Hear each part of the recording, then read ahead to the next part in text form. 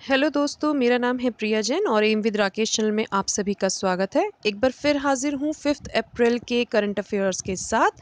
So without make any delays शुरू करते हैं आज का सेशन। शुरू करते हैं हम पिछले प्रश्न के जवाब के साथ। दोस्तों, मैंने लास्ट वीडियो में आपसे क्वेश्चन पूछा था, हाल ही में कौन सा देश आम चुनाव के दौरान विश्व का सबसे अधिक ऑनलाइन वोटिंग करने वाला देश बना। तो I think there is confusion regarding to answer of this question. कुछ गड़बड़ हो गई है।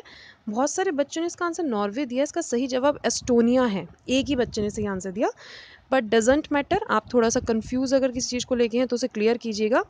देखिए, हाल ही में एस्टोनिया आम चुनाव के दौरान सबसे अधिक ऑनलाइन वोटिंग करने वाला देश बन गया है। आम चुनाव में 44% लोगों ने अपना वोट ऑनलाइन डाला यहाँ पर, जो कि विश्व में सबसे अधिक है। तो I hope I am clear. कोई कन्फ्यूज़न हो तो यू कैन कमेंट। चलिए बढ़ते हैं नेक्स्ट क्वेश्चन की तरफ। आज का प्रश्न, तो देखिए आज के सेशन का प्रश्न है, एशियाई ओलंपिक परिषद ने भारत के किस पारंपरिक खेल को एशियाई खेलों में शामिल करने की मान्यता दी। ऑप्शंस आपके सामने हैं। Wrong answer, correct answer, doesn't matter. जो आपको लगता है वो कमेंट कीजिए। जल्दी से अपनी अटेंडेंस लगा दीजिए कमेंट और लाइक करके, और बढ़ जाते हैं सेशन को शुरू करने के लिए फर्स्ट क्वेश्चन पर। भारत को किस देश से सीहॉक हेलीकॉप्टर खरीदने की मंजूरी मिली है। तो अगर आप न्यूज़पेपर्स पढ़ते हैं डेली बेसिस पर, तो आपको पता होगा यहाँ से। तो अमेरिका से हुई है यहाँ पे। हाल ही में अमेरिका ने भारत को 24 MH-60R रोमियो सीहॉक हेलीकॉप्टर को बेचने की मंजूरी प्रदान की। सीहॉक हेलीकॉप्टर दुश्मनों की पनडुब्बी को नष्ट करने और समुद्र में तलाश व बचाव अभियान के लिए कारगर साबित होंगे। अगर देखें तो इस हेलीकॉप्टर को खासकर समुद्र मिशन के लिए बनाया गया है, और यह मतलब इस एंटी सबमरीन हेलीकॉप्टर को जहाज, युद्धपोत और विमान वाहक पोत आदि से ऑपरेट किया जा सकता है। तो यहाँ से सारी इन्फॉर्मेशन आपके पास होनी चाहिए। मेन एग्जाम के लिए क्वेश्चन, इसका नाम और ये पता होना चाहिए कौन से देश से हुआ है इसकी डील।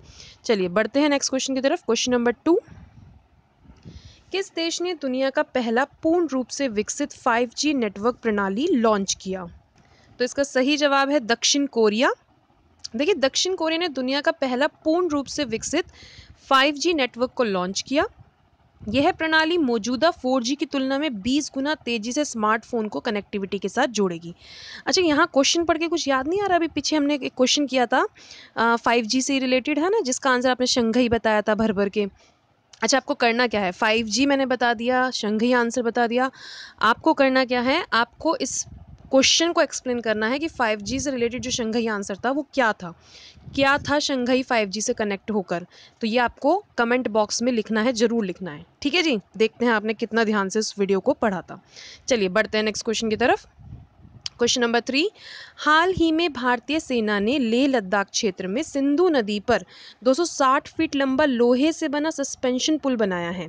इस पुल को क्या नाम दिया गया है? Most important question for upcoming exams. तो ये ध्यान रखिए, आप इसको मैत्री ब्रिज नाम दिया है। Option B is the correct answer. Maitri bridge में देखिए, भारतीय सेना ने लेह लद्दाख क्षेत्र में सिंधु नदी पर 40 दिन में 260 फीट लंबा लोहे से बना सस्पेंशन ब्रिज बनाया। दोस्तों, अगर आप परीक्षा देते जा रहे हैं, प्रीवियस आपने दिया है और आने वाले समय में भी तैयारी कर रहे हैं, तो ध्यान रखिए इस तरह के क्वेश्चंस ना बहुत आते हैं एग्जाम में। तो ये 40 दिन में बना है, ये आपको जरूर पता होना चाहिए।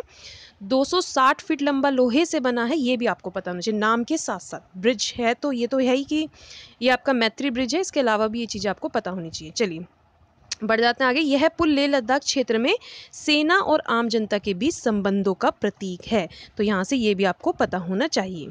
थोड़ी सी सिंधु नदी के बारे में बात कर लेते हैं। सिंधु नदी के क्या क्या आपके आते हैं क्वेश्चंस, इस तरह की चीज़ें पता कर लेते हैं। तो देखिए, यहाँ पे एक क्वेश्चन तो ये आता है कि सिंधु नदी के बराबर कौन सी नदी है, या कौन सी दो नदियाँ ऐसी हैं जिनकी लगभग एक समान लेंथ है। तो पहले मैं बता दूं लेंथ के बारे में। इंडस रिवर यानी सिंधु नदी, जिसकी टोटल लेंथ है 3180 किलोमीटर। अगर बात करें कि ये कहाँ कहाँ से जाती है या कहाँ से निकलती है, उद्गम कहाँ से होता है, ओरिजिनेशन कहाँ से है, तो देखिए मानसरोवर, तिब्बत में मानसरोवर से निकलकर इंडिया से बहती हुई पाकिस्तान पहुँचती है, एंड लास्ट इनटू अरेबियन सी। अगर बात करें टोटल लेंथ तो 3180 किलोमीटर मैंने आपको बता दी है। अगर आगे बात करें तो अरेबियन सी में आउटफॉल होने से पहले पहले पहले ये लगभग 2880 किलोमीटर बहती है। तो देखिए क्वेश्चन आपका आता है कौन सी दो नदियां हैं जिनकी लगभग सेम लेंथ है, तो ये है सिंधु और ब्रह्मपुत्र, क्योंकि ब्रह्मपुत्र की जो फ्लोइंग लेंथ है वो टोटल 2900 है, जबकि सिंधु नदी की अरेबियन सी में गिरने से पहले की जो फ्लोइंग लेंथ है वो 2880 है। तो यहाँ पर आपको ये दो क्वेश्चन क्लियर हो गए होंगे। इसके अलावा एक चीज़ और बताना चाहूँगी, सिंधु नदी की कई बार ट्रिब्यूटरीज पूछ ली जाती हैं, तो वो भी आपको पता होनी चाहिए कौन कौन सी है। Sutlej, then Beas, then Ravi, then Chenab and then Jhelum, 5 नदी हैं, ये आपको पांचों पता होनी चाहिए। अच्छा, एक बेसिक सा क्वेश्चन बता दूं कि इंडिया में सिंधु नदी की जो फ्लोइंग लेंथ है वो कितनी है, वो है आपकी 800.75 किलोमीटर एग्जैक्ट है ये, ठीक है ना। वैसे क्वेश्चन नहीं आता, इंडिया में बहुत कम पूछा जाता है, बट एक बेसिक नॉलेज के लिए आपको पता होना चाहिए इंडिया के पॉइंट ऑफ व्यू से। तो यहाँ से सिंधु नदी से रिलेटेड जितने भी क्वेश्चन हैं, I hope I am clear, और ये मैत्री ब्रिज आप याद रखेंगे। चलिए बढ़ जाते हैं नेक्स्ट क्वेश्चन पर। क्वेश्चन नंबर 4, संयुक्त राष्ट्र महासचिव ने किसे म्यांमार के लिए स्वतंत्र जांच प्रमुख के रूप में नियुक्त किया? तो देखिए इसका सही जवाब है निकोलस कॉम्जियन। संयुक्त राष्ट्र यानी कि आपका हो गया यूनियन नेशन के सेक्रेटरी जनरल कौन है इस समय? एंटोनियो गुटरेस जी हैं। तो ध्यान रखेंगे आप यूनाइटेड नेशन जो है आपका, यूनाइटेड नेशन के सेक्रेटरी जनरल एंटोनियो गुटेरेस, जिन्होंने हाल ही में म्यांमार के लिए इंडिपेंडेंट इन्वेस्टिगेशन हेड को अपॉइंट किया है, और वो किसको किया गया? निकोलस कॉम्जियन को। अगर निकोलस कॉम्जियन के बारे में और कुछ बात करें तो देखिए ये पोजीशन इन्हें इसलिए मिली है क्योंकि ये 35 ईयर्स का एक्सपीरियंस रखते हैं एज अ प्रोसिक्यूटर, जिसमें से लगभग क्रिमिनल केसेस के लिए ही 20 साल का एक्सपीरियंस है इनके पास, और ये first head of Myanmar mechanism है जो कि एस्टेब्लिश्ड किए गए हैं ह्यूमन राइट्स काउंसिल द्वारा। तो यहाँ से बेसिक सी चीज़ें पता होनी चाहिए, सिर्फ इतना पता होना भी बहुत है कि ये प्रोसिक्यूटर के तौर पे काम कर चुके हैं और लगभग 35 सालों का एक्सपीरियंस है, इसीलिए इनको ये पोजीशन दी गई है। आपको ये भी पता हो तो यहाँ से इससे भी काम चल जाएगा। तो यहाँ से आपका आंसर आई थिंक क्लियर हो गया आपको। बढ़ते हैं नेक्स्ट क्वेश्चन की तरफ। क्वेश्चन नंबर 5, कैफे साइंटिफिक किस राज्य में शुरू किया गया? तो देखिए कैफे साइंटिफिक किस राज्य में शुरू किया गया? इसका सही आंसर है ऑप्शन डी, केरल।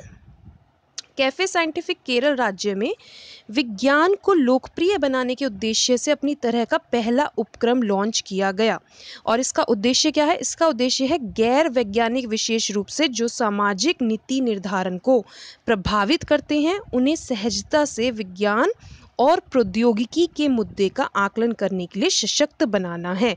मतलब जो साइंटिफिक तरीकों को इलीगली यूज़ करते हैं या फिर सोसाइटी के खिलाफ यूज़ करते हैं, तो उसी मुद्दे को मेज़र करने के लिए इसको बनाया गया है। समझ के में आ गया आपको?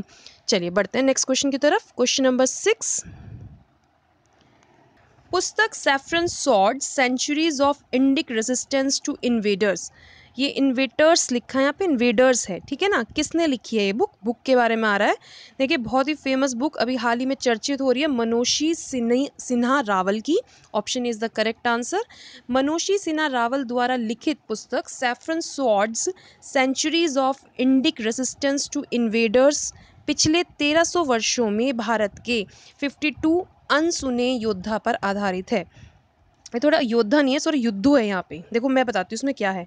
इस बुक के अंदर लगभग 1300 साल पहले जो कुछ कहानियाँ हो चुकी हैं भारत के अंदर, तो 52 ऐसी कहानियाँ, 52 ऐसे युद्धों की कहानियाँ जो अभी तक अनसुनी हैं, जिसके बारे में अभी तक हमें कुछ भी सुनने में नहीं आता। कैसे लड़ाइयाँ हुई, कौन हीरो रहा, किस बात पर लड़ाई हुई, ये सब चीज़ें सुनने में नहीं आती, वो इसमें बताई गई हैं। तो अभी हाल ही में काफ़ी चर्चित हो रही है इस बुक की, चर्चा हो रही है इस बुक की, और काफ़ी चर्चित विषय भी है इस बुक का। तो यहाँ से आपको ये सब चीज़ें इसके बारे में पता होनी चाहिए। बढ़ते हैं नेक्स्ट क्वेश्चन की तरफ। क्वेश्चन नंबर 7, देखिए एडीबी की नवीनतम एशियाई विकास आउटलुक रिपोर्ट के अनुसार भारत में जीडीपी 2019 की विकास दर का अनुमान है। तो देखिए ये है आपका 7.2%। एडीबी यानी एशियन डेवलपमेंट बैंक। चलिए बात कर लेते हैं यहाँ से। एडीबी की नवीनतम एशियाई विकास आउटलुक रिपोर्ट के अनुसार भारत में सकल घरेलू उत्पाद यानी जीडीपी संभवतः 2019 में 7.2% की दर से बढ़ेगा। गौरतलब है कि दिसंबर के पूर्वानुमान में यह विकास दर 7.6% था। अब देखिए यहाँ से मैं आपको जीडीपी समझा देती हूँ। जीडीपी बड़ा इंटरेस्टिंग फैक्ट होता है, अगर आपने थोड़ी बहुत भी इकोनॉमिक्स में इंटरेस्ट आता हो तो देखिए जीडीपी सबसे एक कहते थे ना बेसिक सा पॉइंट है जो आपको पता ही होना चाहिए जीडीपी क्या चीज़ होती है। तो जीडीपी सकल घरेलू उत्पाद, थोड़ी हिंदी प्रॉब्लम है प्लीज़ समझ लीजिएगा आप लोग। ग्रोस डोमेस्टिक प्रोडक्ट क्या चीज़ होती है? देखिए किसी भी देश की, अगर हम इंडिया की बात करते हैं तो इंडिया की फाइनेंशियल ईयर की बात कर रहे हैं हम, एक साल, 1 साल के अंदर जितना भी उत्पादन हो रहा है regarding to goods and services, goods मतलब किसी भी तरह की चीज़, एक सुई बन रही है, पूरा कपड़ा बन रहा है, डस्टर बन रहा है, चौक बन रहा है, कॉपी बन रहा है, कपड़े बन रहे हैं, कुछ भी, एनीथिंग, कोई भी गुड, कोई भी सर्विस प्रोड्यूस हो रही है प्रोफेसर के द्वारा, टीचर के द्वारा, डॉक्टर के द्वारा, इंजीनियर के द्वारा, इन सब की जो आपकी ग्रोस वैल्यू होती है, मतलब जिस वैल्यू पर वो बिकना है, मार्केटिंग वैल्यू जो है, उन सब का टोटल ही, फाइनल वैल्यू का टोटल ही 1 साल के अंदर प्रोड्यूस हुई सारी गुड्स और सर्विसेज देश की बाउंड्री के अंदर, इसका जो फाइनल वैल्यू है, पैसे हैं जो इसकी कीमत है, उन सब का टोटल ग्रोस डोमेस्टिक प्रोडक्ट कहलाता है। तो यहाँ से आपको ग्रोस डोमेस्टिक प्रोडक्ट पता होना चाहिए। ये यहाँ पे कह रहे हैं कि दिसंबर के समय पर 7.6% का अनुमान था, जो कि बढ़कर 7.2%, सॉरी घटकर 7.2% रह गया है। अच्छा, यहाँ से आप ध्यान में रखेंगे, कभी भी ऐसे नहीं पूछते एग्जाम में क्वेश्चन कि पहले क्या माना था और अब क्या माना है। आपके पास सीधे 7.2% के लिए ही क्वेश्चन आएगा, अगर एग्जाम से पहले इसमें कुछ चेंजेस नहीं हुए तो। चलिए बढ़ जाते हैं नेक्स्ट क्वेश्चन की तरफ। क्वेश्चन नंबर 8, हाल ही में जापान ने किस नाम से अपने नए शाही युग का शुभ आरंभ किया? तो देखिए यहाँ पर इसका सही आंसर है ऑप्शन ए, रीवा। देखिए रीवा युग का इन्होंने शुरुआत की है। जापान में 1 मई को युवराज नारुहितो के राजगद्दी संभालते ही नए शाही युग की शुरुआत होगी। इसका नाम रीवा रखा गया है, यानी कि रीवा युग की शुरुआत हुई है। रीवा युग की शुरुआत के साथ ही 1989 में शुरू हुई हिसेई युग का अंत हो जाएगा। जापान के वर्तमान राजा सम्राट अकीहितो 30 अप्रैल को राजगद्दी छोड़ रहे हैं। तो देखो यहाँ से आपके पास क्या क्या क्वेश्चन बन जाता है। एक तो कौन से वंश की शुरुआत हुई, कौन सा वंश अब अंत हो चुका है, और जो वंश अंत हुआ है वो कब से हुआ है, ठीक है ना, हाल ही में किसने सम्राट की गद्दी छोड़ दी और कितने तारीख को छोड़ दी। वैसे तारीख इतनी इंपॉर्टेंट नहीं है, नाम से आपका काम चल जाएगा। चलिए बढ़ जाते हैं नेक्स्ट क्वेश्चन की तरफ। हाल ही में कौन प्रोफेशनल स्क्वैश एसोसिएशन PSA यानी प्रोफेशनल स्क्वैश एसोसिएशन के विश्व रैंकिंग में शीर्ष 10 में प्रवेश पाने वाले पहले भारतीय पुरुष खिलाड़ी बन गए हैं? तो देखिए भारतीय पुरुष खिलाड़ी कौन बन गए हैं, ये बन गए हैं सौरभ घोषाल। देखिए Saurabh Ghoshal professional squash association विश्व रैंकिंग के शीर्ष 10 में प्रवेश पाने वाले पहले भारतीय पुरुष स्क्वैश खिलाड़ी बन गए हैं। अगर बात करें महिला स्क्वैश खिलाड़ियों में, तो इसमें दीपिका पल्लिकल और जोशना चिनप्पा टॉप 10 में शामिल हो चुकी है। अच्छा एक बात और अच्छी है, जब भी कोई इंडियन इस तरह की चीज़ों में पार्टिसिपेट करते हैं और आगे निकल आते हैं जिनमें हमें नाम याद करना होता है, तो वहाँ पर थोड़ा अपनेपन की फीलिंग आती है और प्राउड भी हम फील करते हैं ना, हमारे देश से हैं। तो देखो ऐसे प्राउड फील किया करो, इन लोगों को अपने आसपास ढूंढा करो। सौरभ नाम का कोई तो आसपास होगा ना, आप उससे किसी तरह ना किसी तरह लिंक होंगे, तो उस लिंक को जोड़ो और वहीं से चीज़ें याद करनी शुरू कर दो। सौरभ अब कैसा भी हो, लेकिन ये सौरभ घोषाल जो है इसने रैंकिंग ली है और इसका नाम आपको याद करना है, तो एसोसिएट कर लीजिए। मैंने पहले भी कहा था, आप चीज़ें एसोसिएट करेंगे तो ज़्यादा लंबे समय तक याद रहेंगी। चलिए बढ़ जाते हैं नेक्स्ट क्वेश्चन की तरफ। क्वेश्चन नंबर 10, गृह मंत्रालय ने साल 2018 का दिल्ली का सबसे अच्छा पुलिस स्टेशन किसे घोषित किया है? मोस्ट इंपॉर्टेंट क्वेश्चन, क्योंकि कॉमन सा क्वेश्चन है। तो देखिए इसका सही जवाब है option D, Kashmiri gate police station. देखिए गृह मंत्रालय ने साल 2018 दिल्ली का सबसे अच्छा police station Kashmiri gate police station को घोषित किया है। यहाँ से आपको ये अच्छा क्यों बताया गया, इसके मापदंड के बारे में जरूर पता होना चाहिए। तो क्या है ये, एक तो थाना परिसर का रखरखाव व सफाई है, जघन्य अपराधों पर काम, और जांच रिपोर्ट की गुणवत्ता व निपटारा। तो यहाँ से ये सारी चीज़ आपको पता होनी चाहिए। साथ में पता होना चाहिए किस मंत्रालय ने ऐसा किया है, किस मंत्रालय ने इसे सबसे अच्छा पुलिस स्टेशन का अवार्ड दिया है, मतलब घोषित किया है। तो ये गृह मंत्रालय ने किया है, होम मिनिस्ट्री ने किया है, आपको पता होना चाहिए। सो फ्रेंड्स, इसी के साथ हमारे आज के क्वेश्चन समाप्त होते हैं, हमारा सेशन समाप्त होता है। अच्छा किसी ने कमेंट में कहा था कि देखिए नाम तो मैं नहीं जानती, सॉरी मैं भूल गई नाम क्या है, लेकिन कुछ ऐसे कमेंट्स तो मुझे सारे याद रहते हैं, बस नाम नहीं मालूम होते, तो उसके लिए क्षमा चाहूँगी। किसी ने कहा था कि खुश तो हम रहते हैं, पढ़ते भी रहते हैं, लेकिन बढ़ नहीं पा रहे हैं।